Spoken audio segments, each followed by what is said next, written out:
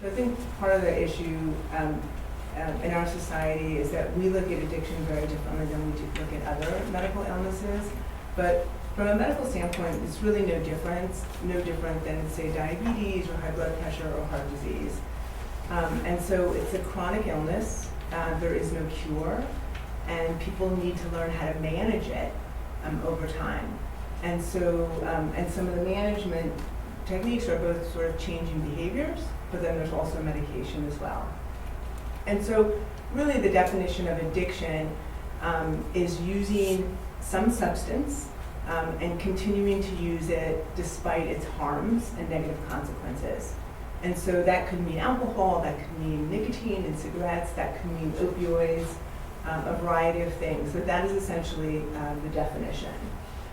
So with opioids in particular, one of the challenges is that every single human being, if we took opioids for a long enough period of time at a high enough dose, every single one of us, our bodies would get used to it.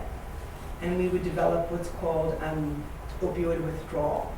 And so one of the challenges is that our body naturally craves opioids if we, again, take it for long enough periods of time in a high enough dose. And people feel terrible when they're in opioid withdrawal. And some of those symptoms are nausea, vomiting, diarrhea, heart racing, blood pressure can increase, feeling irritable, having pain. And so there's really a spectrum of symptoms that people can experience.